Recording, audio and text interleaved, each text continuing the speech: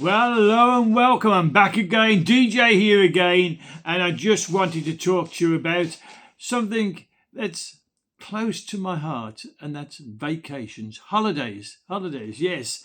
Back in 2022, I had the good fortune to spend 9 days and 9 nights in the lovely East Sussex coastal holiday destination of Eastbourne in England. It was mid-September, if I remember correctly, and Eastbourne in East Sussex is loved by tourists for its stunning stony beach, chalk cliffs and seaside attractions. According to SunSave Energy, the town also benefits from around 1,892 hours of sunshine each year. This is around about 500 hours more than the UK average, so what a lovely place to go for if you want sunshine most of the year, and almost guaranteed. I attended for what I will call for this post an annual conference, and with people I knew and met, and some I met for the first time. It was lovely. It was lovely. Everybody was lovely. Now let me tell you about Eastbourne. It was reported by the Daily Mail that it holds the UK record for the most amount of sunshine in the month. And in July 1920, yes, now I wasn't born then either. It saw 383.9 hours of sun in July. It's a record that has led Eastbourne to be nicknamed the Sunshine Coast. And this popular tourist let me get my words right. It's popular, yes, I'm getting it right now, popular tourist activities in Eastbourne. They include walking along the iconic Beachy Head cliffs. That is fantastic. I really enjoyed it.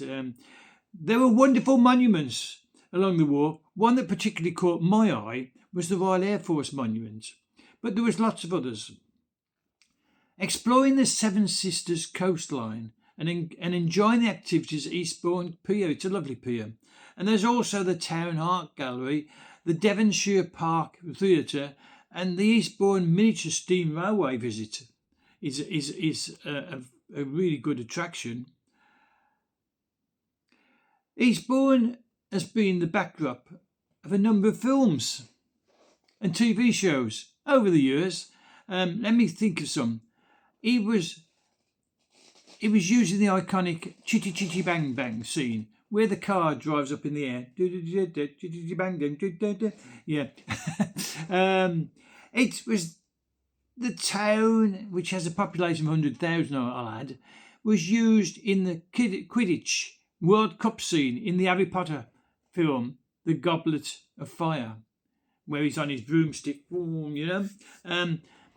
and it featured in the James Bond film, The Living Daylights. So it's got quite a film history. The Sussex Film Office says Eastbourne is a large town and seaside resort on the east of Sussex, as I mentioned before, and it's less than 50 miles from the M25 and close to Brighton. I think it's about 30 miles from Brighton. Eastbourne has a wide range of variety of locations, such as the Victorian promenades. They are beautiful. A 19th century pier, Europe's largest man-made harbour, urban and industrial landscapes, and it's also surrounded by countryside with breathtaking views, with the highest chalk sea cliff in the UK, in the United Kingdom. That was the Sussex Film Office. That's why it wasn't me saying that. Some people on the social media have likened the town to the Caribbean. Ed Sheeran wrote on Platform X, "Cannot believe how beautiful our coast is in England. Out paddleboarding yesterday, and I felt it like the Caribbean." The Green Pen team, now they shared a picture of the sunset over Eastbourne and wrote, "Poof, who needs the Caribbean?" A number of other tourists have taken to TripAdvisor to praise Eastbourne They agree that the area boasts amazing sea views and benefits from a range of hotels and shops. Yes, it does. An excellent place to get away for a quiet weekend from the city, with lots of hotels and bed and breakfast, as well as dining places. Now, I was there for more than a weekend. I was there, as I say, for nine days and 9 nights, and I found lots of activities, lots of restaurants, lots of. I stayed in a lovely hotel, so everything was fine. I loved it. Yes. Make sure if you go to Eastbourne, you go to Fusciardi's. Now I'll spell that out. It's in Italian. Fuscir. Sorry, I'll start that again. Fusciardis. Fusciardi's.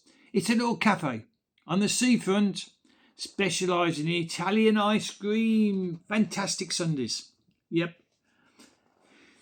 The UK Norseman added Eastbourne is probably the little sister of Brighton, which is only about 30 minutes drive away to the west.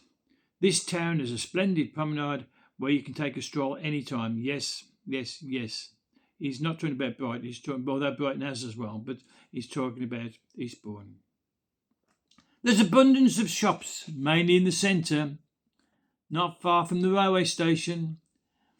The majority of the hotels and restaurants are found near the seafront. However, you have to travel to Brighton if you want an hectic nightlife scene. Yes, Eastbourne is not for the young person who wants the nightlife scene, but there's different inns and pubs and restaurants you can enjoy, but you haven't got your nightclubs. It's worth taking a walk westwards towards Beachy Head. This is UK Norseman speaking. A distance of 4 to 5 miles. This is a natural beauty spot, about 1.25 hours walk away. Here you have marvellous views of the channel. Now I'll add to this. Because I like walking, but I'm on my second replacement hip and my heart is weak. So I went down the promenade, and I'll tell you, please note this. At the end of the promenade is a tourist bus location that will take you along the scenic roadway up to Beachy Head and drop you off. Several points you can drop off at, and there are several times when they'll pick you up on the way back down. So the bus goes up and goes round. And where you dropped off and picking up, where I was dropped off and where I was picked up, with somebody I'd met, who was actually from Luxembourg, but she was living in France, and she now lives in Turkey, and she speaks multiple languages perfectly. And we dropped off and we walked up. We had a wonderful walk along Beachy Head, and the views are fantastic. I've got to tell you, they're fantastic. But when we went back, there's a souvenir shop, large souvenir shop, and which we toured round. And then we went out, and there's a little coffee hut, specialty coffees. Lovely staff member, young girl at the time. We had fantastic coffees, and the seating, on the grass, chairs and tables. So it was a lovely time. And then we see the bus, and we get on the bus, and we went back to our hotel. So that was really a splendid day out. It was a whole day. Now, a tourist wrote, I have visited Eastbourne several times, and as soon as I walk on the seafront, I am struck by how clean and attractive it is, especially the beautiful carpet gardens near the pier. Now, yes, there's these gardens, there's the sea, there's a promenade, and you walk down, and on your other side of your body, these gardens with beautiful flowers. Even in mid-September when I was there, beautiful, beautiful gardens. to admire, and you can sit on the bench and smell the blooms. Yeah.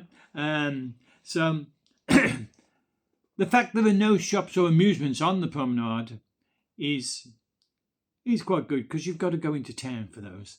The town has 5 theatres, which must be unusual for these days, and plenty going on. Now, that was what the tourist said. And as for me,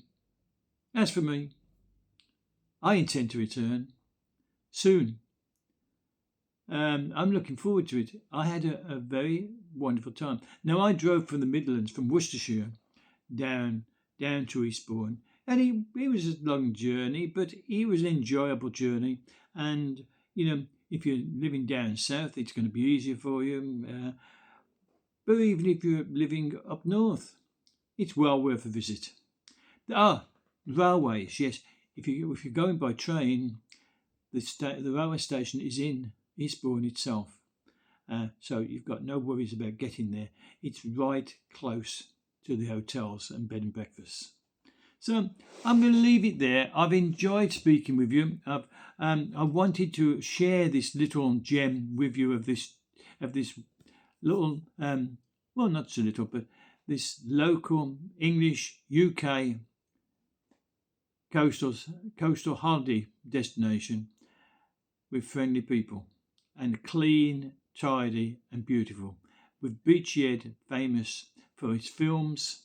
And I loved it. So it's up to you, isn't it? I've told you about it now. So comments, if you've been there, let us know what you thought. If you haven't been there, comments, do you think you'd like to go there? And don't forget to press that subscribe button. It doesn't cost you a penny, nor a cent, not even a rupee. It's totally free. So why not? Press that button. Okay, so until the next one, I'm going to say bye for now. But be safe, be good, and goodbye from David.